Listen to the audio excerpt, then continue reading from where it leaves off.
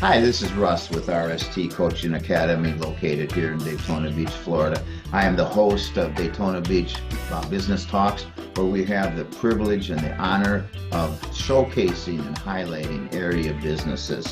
And to that end, we present them to you so you can get to know them. Hopefully, you'll find yourself interested in their products and services and want to do some business with them. So here we are. We'll get on to this next program, and thank you for tuning in.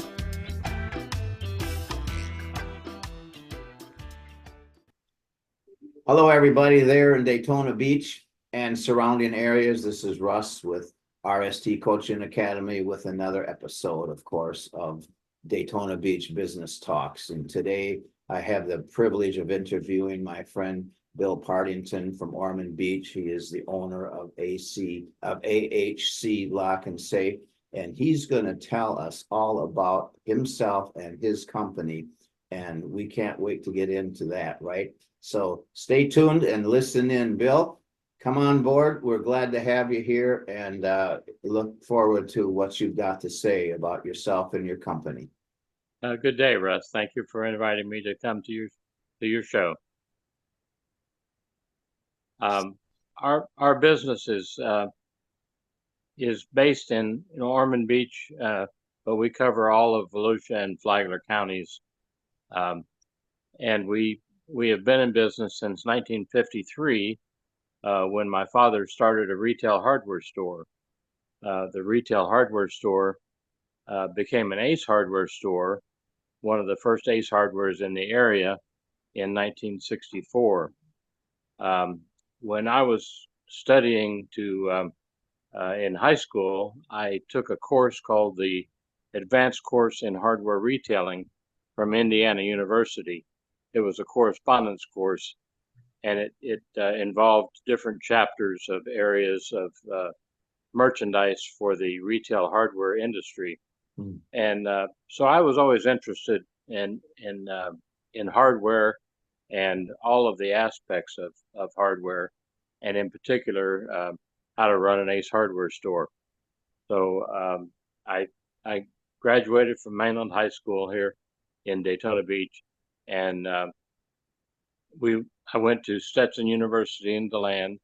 I commuted, and after 2 years at Daytona State College, I graduated from Stetson in 1969, and my plan was to get into the retail hardware business with my family.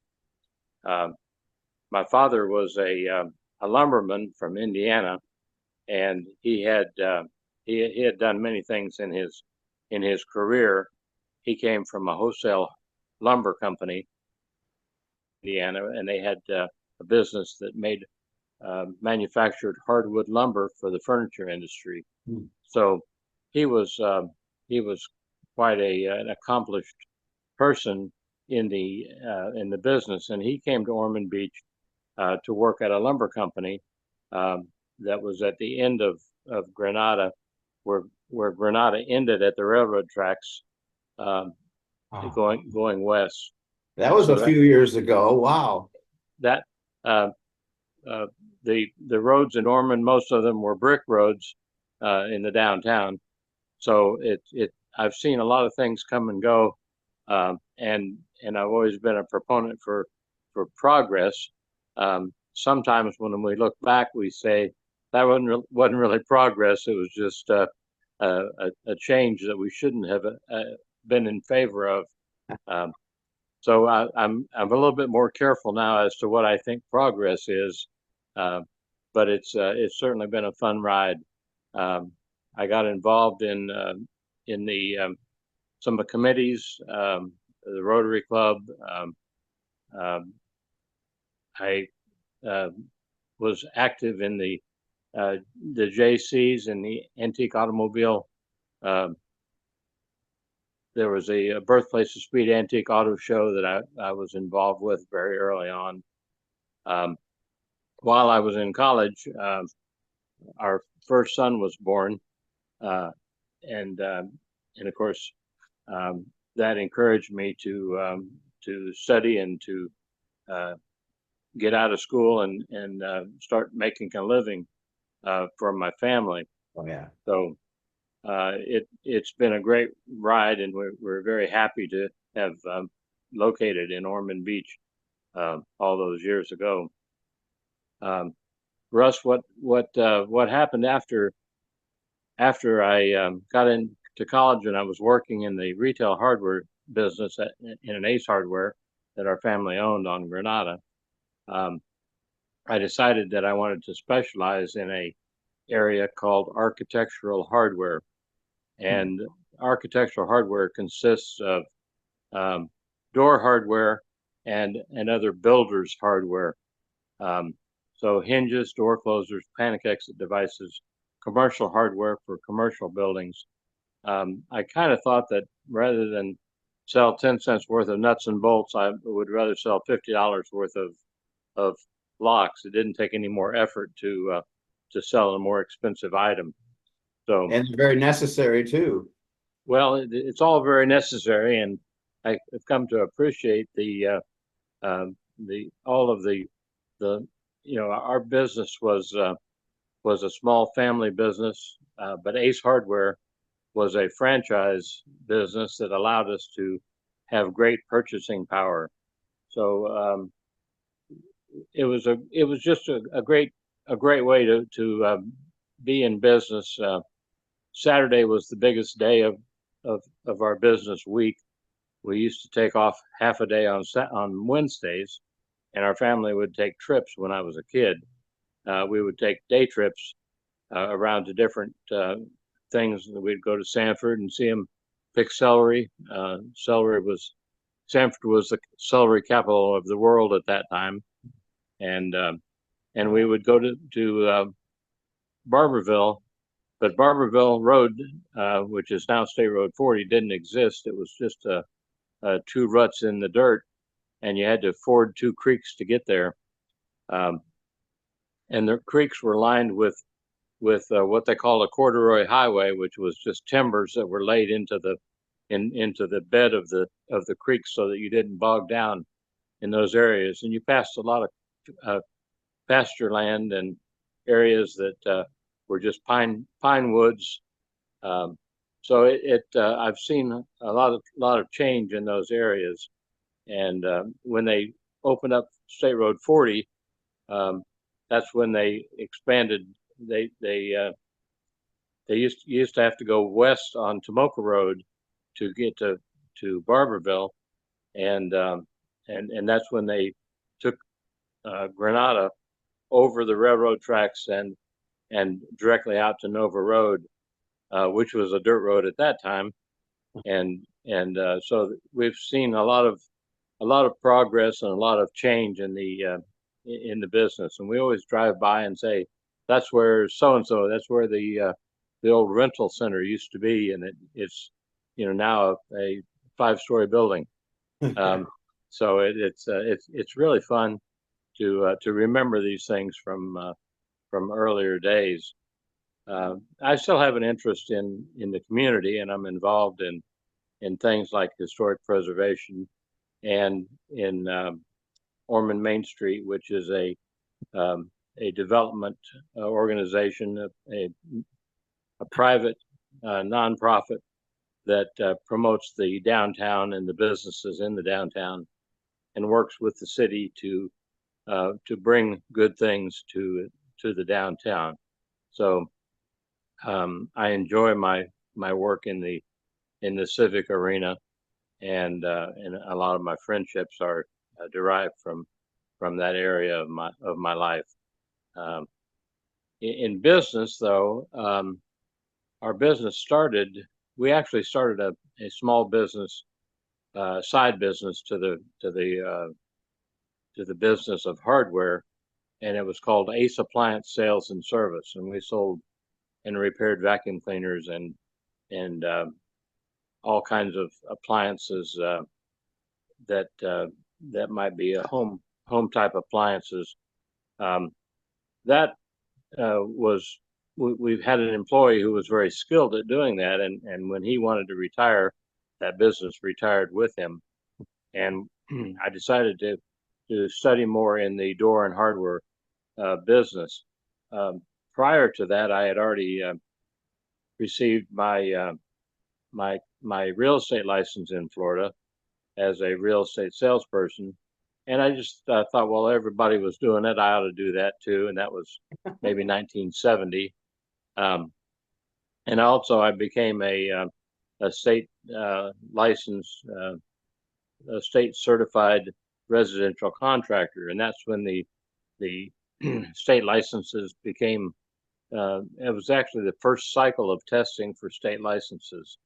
And so before that, you were licensed in your county or a county area, but they didn't have state licensing. So me and a couple of friends decided that we wanted to get our contracting licenses. And my friends went on to have very successful contracting businesses, and I decided to put that license in my hip pocket and pursue selling to those people that were in the contracting business. And so I went to school. I went to the Steelcraft University and had 3 weeks of intensive study in steel doors and frames. I went to Berlin, Connecticut, and studied at the Corbin Lock Company for 3 weeks, and got an intense knowledge about just the beginning of what hardware business was all about. And part of that was to become a hardware consultant and write specifications for what they call Class A buildings. Class A buildings are basically institutional buildings, hospitals, government buildings, buildings that are built to endure hundreds and hundreds of years. Class B buildings were basically your business buildings that we see today, office buildings, multi-story, and then your just general construction would be Class C buildings. So in order to pass your architectural hardware test, you had to specify in great detail all of the hardware that went into a building. And the hospital was chosen because in a hospital you have a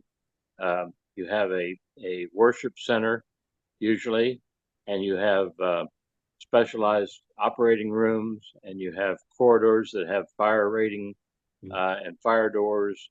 You have stairwells, and you have patient rooms, and you have assembly buildings, and you have a cafeteria, which is similar to a restaurant area, and you have all of the aspects of many, many different types of buildings. Oh, yeah. So at that time, that was the goal, to be an AHC, an architectural hardware consultant, and it allowed me to travel 2 weeks every year to different places to study.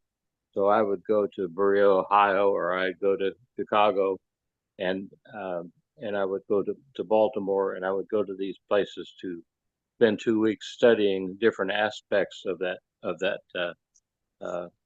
curriculum. And I received my credentials as an AHC in 1976, and after that, I became an expert in certain types of hardware. We were a distributor for the Corbin Lock Company. Corbin Lock Company has had many of its historical roots of Orman Beach, because we have Corbin Avenue, and we have New Britain Avenue, and we have people that came here in 1873 and founded Orman Beach were from the Corbin Lock Company and from the Stanley Hardware Company. So I was finding all this out along the way. I didn't really know it at the time, but it was a great experience to travel to those factories and to see how things were made. And as a factory representative, our position was to sell those products, and we became quite proficient at the knowledge that we needed to sell those products. We really knew nothing about locksmithing as a craft, but we knew about the products that those companies sold. So at that time, we decided that we needed a little bit more knowledge. We were the go-to people to ask questions about a hydraulic door closer or a panic exit device or the life safety codes or steel doors and frames and fire doors. We had expertise, but it was very limited. We knew nothing about all the other different types of locks that were not architectural hardware. And so it was a big learning curve. For 10 years, we learned how to, mailbox locks and safe locks and furniture locks and just every type of a lock that you can imagine that doesn't go on a door. So at that time, I took a class or a test on 42 different types of locks, and I was successful in passing all of those tests. And at that point, I became a certified master locksmith. So theoretically, I knew how to make all of these products, how they were manufactured, what the base metal was, why one metal was stronger than another metal, why certain things were shaped the way they were. And so now I was able to mate the two credentials, the certified master locksmith with the architectural hardware consultant, the AHC designation, and as a member of the Door and Hardware Institute. And I was able to have a unique platform to start a business. And we decided to call it AHC Lock and Key. And we thought there was a little bit of a rhyme to that. But as we got into the business, we realized that if we wanted to specialize in safe work, we would need to change the name to AHC Safe and Lock. So eventually we added to that the Locksmith as a name. So AHC Safe and Lock, Locksmiths. And you can't do this kind of business by yourself. There's no scale to a one-man operation. So as soon as we were able to hire people to work in the business, we realized that we needed people that were good locksmiths, and we couldn't find a good locksmiths that didn't come with all their bad habits that they had created. So we decided, well, there were a few good locksmiths and people that had been in other businesses that wanted to be locksmiths, and we decided that we would try to train our own locksmiths. And so that worked out quite well, because it didn't really matter how much you knew about locksmithing when you started. If you liked people and you liked to do a good job and you were proud of your work and you did the best that you could every day, that was the key to success. You could learn the technical aspects, and we had plenty of resources for any of the locksmiths to be able to call and say, hey, I've never seen this before. Of course, at that time, we didn't have cameras on our phones, and we had bag phones that weighed 10 pounds. You didn't carry your bag phone with you everywhere. And so we would have to find a phone and make a phone call and ask a question. Today, we can take a picture of something that we haven't seen before and send it off, and our team can look at it and make suggestions on how to repair something or figure out what's broken. So a lot has changed in good commercial hardware. Usually a lock costs hundreds of dollars and it's worth repairing.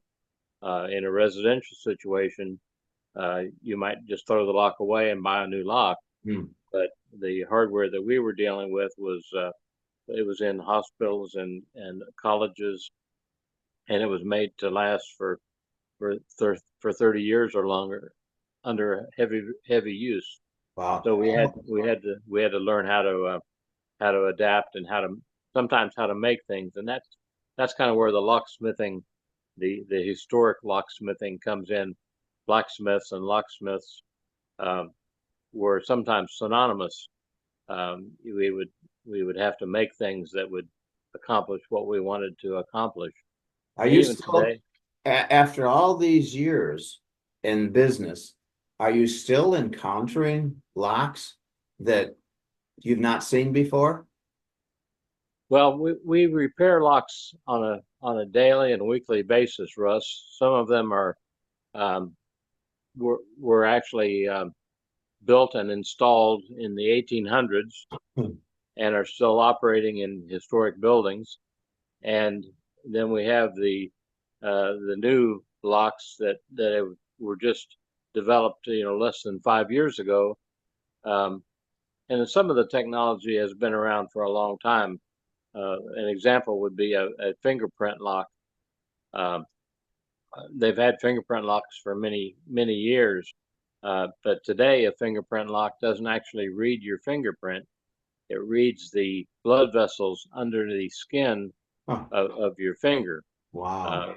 So it's not examining a fingerprint the way a forensic person would look at the swirls and the lines of your fingerprint. It's looking at the location of the blood vessels and so if you cut your finger off, those blood vessels are no longer active. You can't cut somebody's finger off and use it to open the door. You have to have it alive and that blood vessel operating before it will actually operate. Man. So You were encountering some old locks in your business. right, and Linus Yale created one of the first, what they call a paracentric keyway lock, and that had to do with the shape of the key.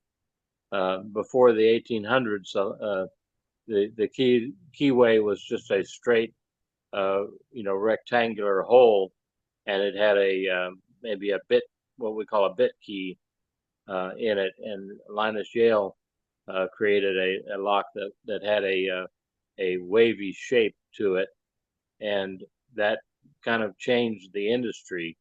There are a lot of old locks, and a lot of the principles of old locks, and I'm talking about ancient locks from 5,000 years ago, that were made out of wood, that and made out of different materials over the years. So if you look at a railroad lock that was made in the 1700s, it was made out of steel, and it was hammered together, riveted. Quite a different approach. A lot of the old locks, the screws were actually made not on a screw machine, but by taking a piece of metal and filing the threads into the metal. So wow. It's been it's interesting to understand the metals that go into these different features, and whether they are malleable or whether they are rigid, hardened. Wow. So it's fun. Regarding the people that you have acquired throughout the years, that you said it was hard to find somebody that had already been trained as a locksmith that had the mental capacity or the credentials or the lifestyle that appealed to you. So you turned to those who had no experience and got them trained. Correct? That's correct. Okay. And then how long of a process was that for a would-be locksmith to go through the certification process? Well, Russ, I liken it to the chef designation. You can be you can work in a kitchen, and you can wash dishes, and as you do that, you watch somebody else making salads, and you say, okay, that it's the salad chef, or that's the pastry chef. They may not know anything about cooking roasting a meat, or making some type of special food item, but they know a little bit about they know maybe a lot about their own little specialty.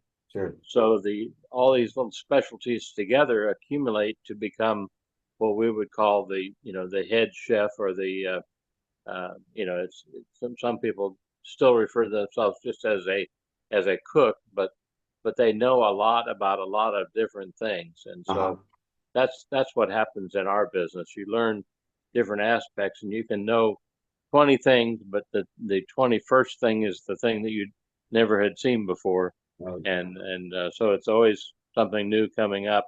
And I've been very fortunate. A lot of the work in locksmithing has to do with mathematics and measuring and doing sequences of numbers. And so part of that has to do when you're making keys for locks and the specialty keying that we do. So it's good to have somebody that is good with numbers and good with mathematics, so that they can see an array of numbers and understand what those numbers mean. It's something that you can learn, but one of our locksmiths who has been with us since I think 2002 now. That's what 22 years. His dad was a locksmith, and he grew up in the locksmith business, but he went on to get a degree in mathematics from Florida State University, and then he decided to go back into his dad's business. So when his sister took over his dad's business, he decided to come to work for us, and he works out very well, because he knows a lot of things that I have no knowledge of. From my dad wasn't a locksmith, and he how to move a safe and how to do some of these things. You can study them, but every year when you go to the convention, you learn new things every day. So it's very worthwhile. It's a continual learning process, and we're never so smart that we don't need to learn something new. Right. So are your locksmiths, they're not necessarily certified master locksmiths like you are? Well, some people choose not to. If they have the knowledge, they I was a person who wanted to have a certificate that said that I was a real estate salesperson, state certified, and I was a state certified contractor, and I was, I collected certificates to say that I was competent in these areas. A lot of people have the knowledge.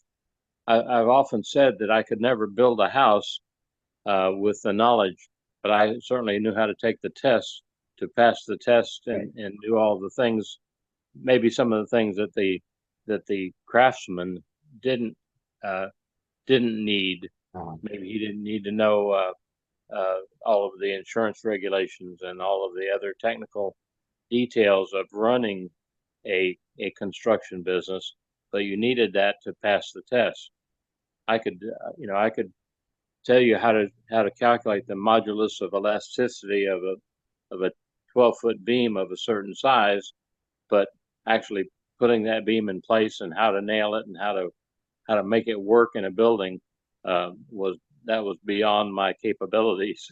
You'd hire somebody to do that part of it, right? That's right. Indeed. So bring us to 2024 in Orman Beach, Florida. Person walks into your shop.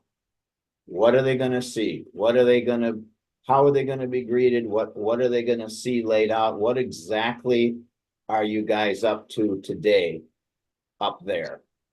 Okay. Well, we have a safe showroom, and we decided fairly early on in the safe business that we would have a variety of different safes so that we could demonstrate to customers the difference, and we would educate those customers or potential customers, and then they would be able to make a better decision.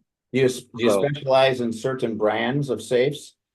well, the brand is we are a factory distributor for the Heyman safes. Raymond? We've been doing business with the Heyman family for over 50 years, but the the the construction of the safe is where we educate people. So there may be many safes that have certain construction details and have passed certain industry tests. So if you need a safe to protect paperwork, you want to have a fire safe that has a certain rating, and you have to understand how that rating is derived.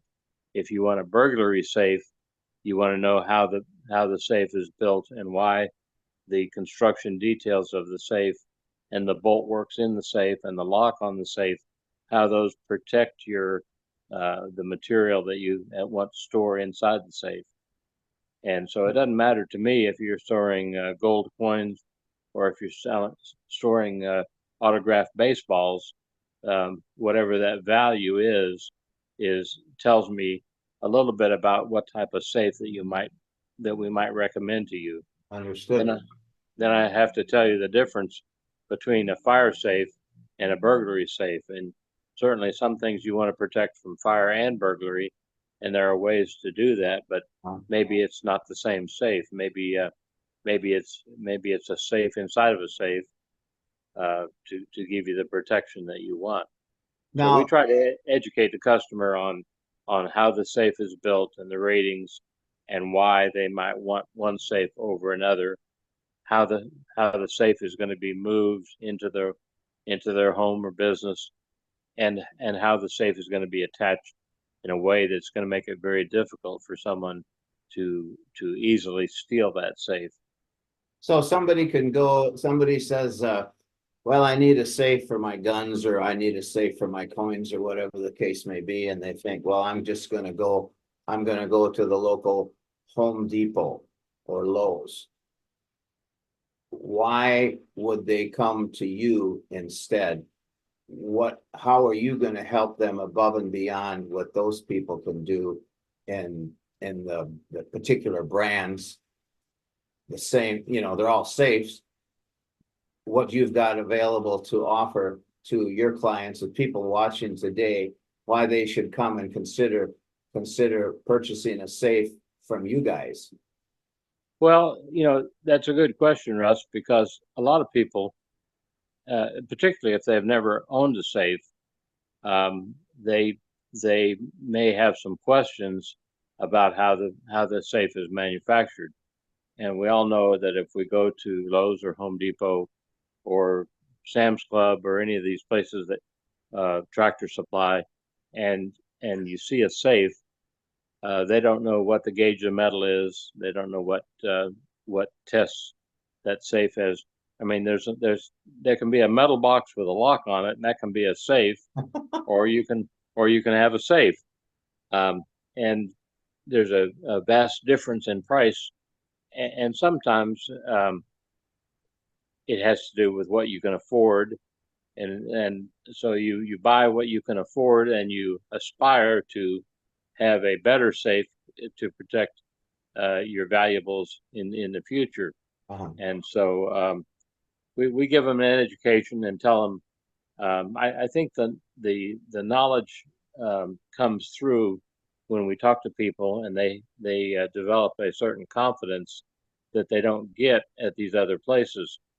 So even some of the gun shops, they might be selling a perfectly good product, but without the knowledge of how the safe is actually made and the expertise in the types of locks that are available. A lot of times we'll take a safe that comes from the factory and we'll put a different type of lock on it.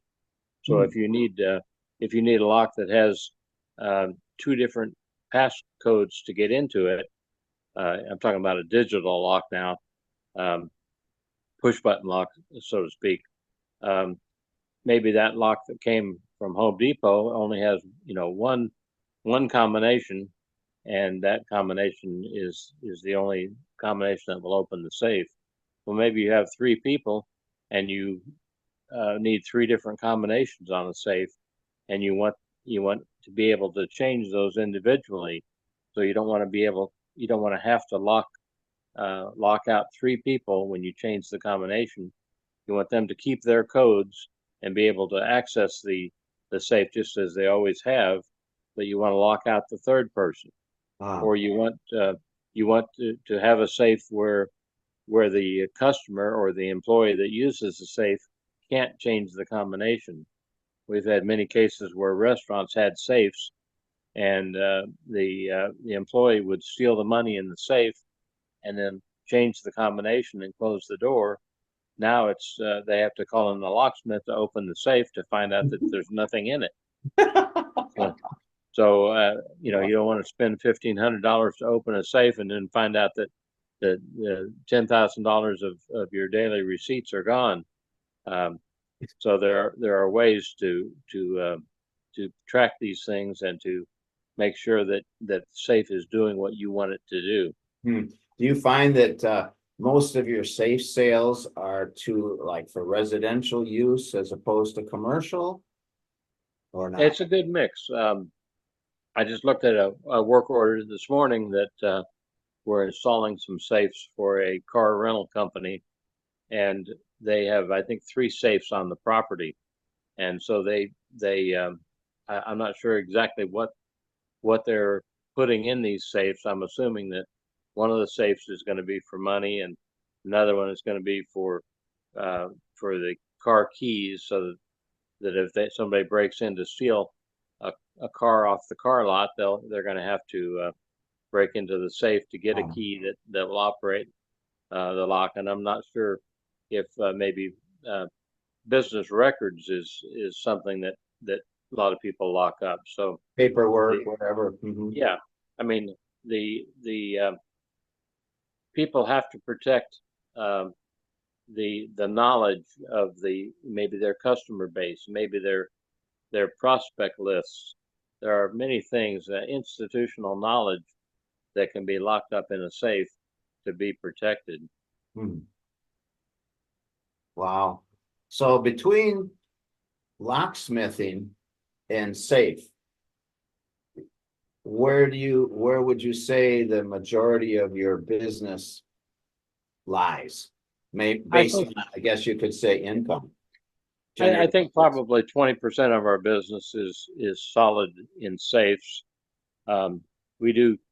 We make car keys in our locksmithing business, and we do computer programming of cars to recognize those keys that we make. Today, your key for your car has multiple functions.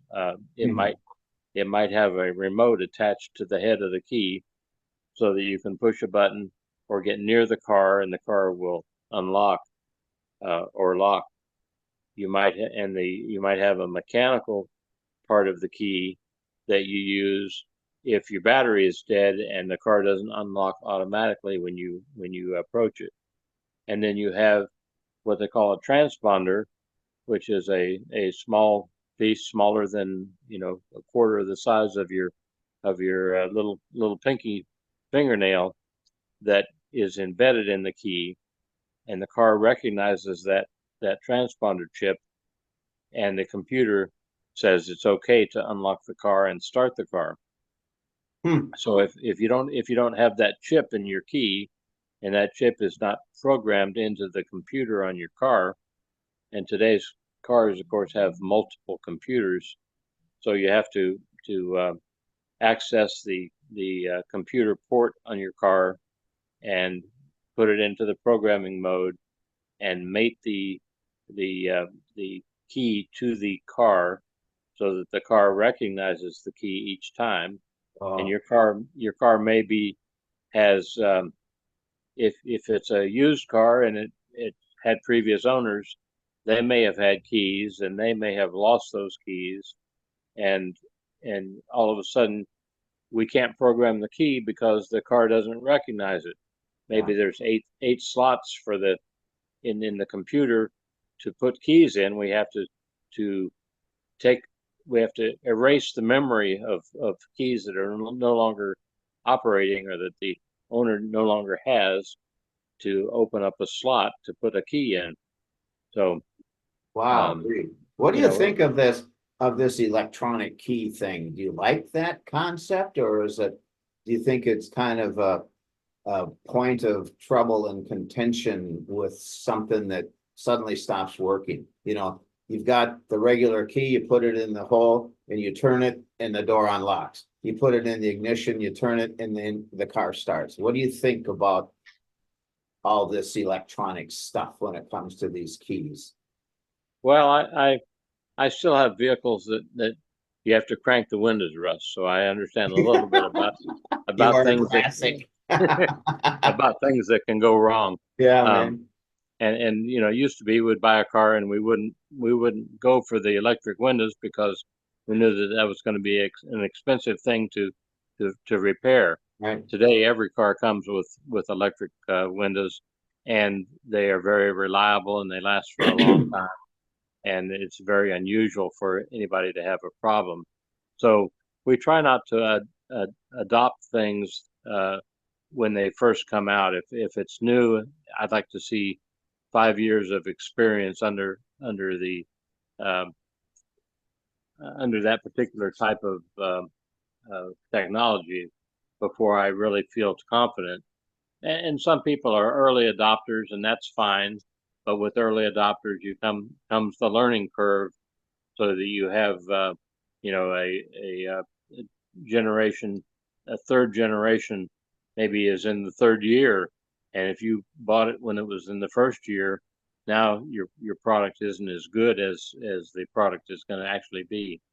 Uh-huh. Well, when it comes to replacing these electronic keys, I drive a 1985 Porsche 928, and when I bought that 2 years ago, it did not come with the original electronic key. I guess even back in 1985, they had something electronic wise going on those keys, and so I've just got the original manual insert and turn. I I have not investigated, nor I'm scared of what it would cost to actually acquire a new key, electronic key that would work that car. It would have to operate the power locks and so on. And it's like those babies would have to be very expensive to replace, even if they're available on a car that's 39 years old.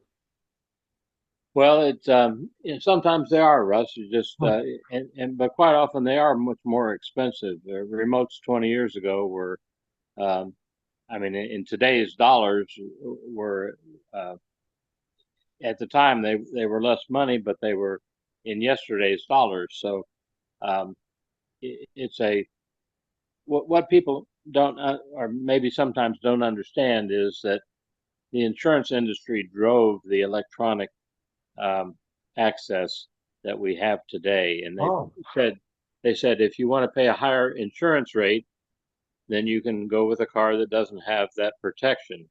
If you want a lower insurance rate, then you need to have the latest in technology that will try to at least a little bit prevent auto theft, or the majority of the auto thefts. So Offers what you're more buying, protection than. yeah. So Yeah.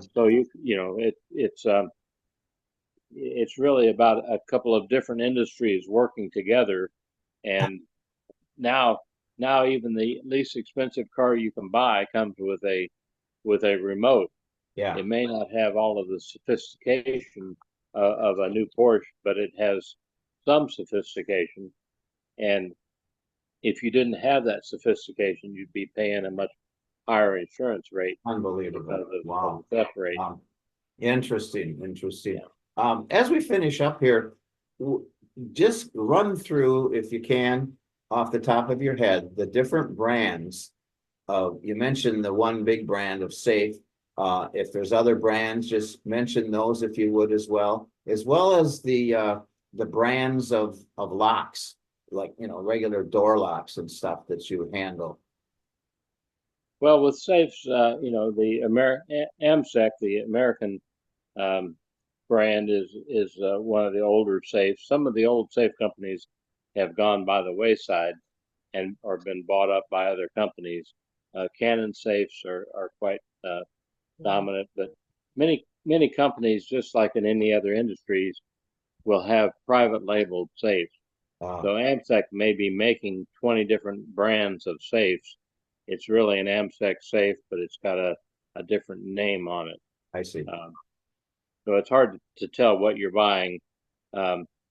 We saw that in the retail hardware business, Russ, when we started seeing the inexpensive drills, electric drills that would come out, and they would have a brand name on them, but somebody in Japan was making these things, or maybe China, and they were making a drill that you could buy for $10, but the actual product only they sold the brand name, and it came with a one year warranty or a 10-year warranty. It didn't really matter because they would throw the product away and give you a new one if it failed. So sometimes you want to look and say, okay, who is actually making this product for the person who is labeling the name on it. Russ, we didn't talk a lot about keys, but keys is a big part of our business, and locks. And we have the big lock manufacturers, the Schlage, the Kwikset, are the two big home, and Schlage makes all kinds of locks, commercial locks. Kwikset is more into the light commercial and the residential locks. Sargent is a big name. Today, what's happened is that many of these companies have been bought out by large investment conglomerates. Holding companies. So you might have 10 different brands that are all owned by the same conglomerate. They may operate as individual businesses and compete in the marketplace with their brother companies, similar to the way some of the automobile manufacturers did for a long time. And so you would have General Motors that consisted of 5 or 6 different brands. So that happens in our business as well. I see. Interesting. And you guys make house calls too, I understand. Service is a large part of our business, and sometimes new installations can be quite extensive. A lot of times we get a call and the lock is not working or the door is not working. It could be a pebble in the threshold. It might not have anything to do with the lock. It could be that the hinges are bent or the door is sagging and we need to fix the hinge.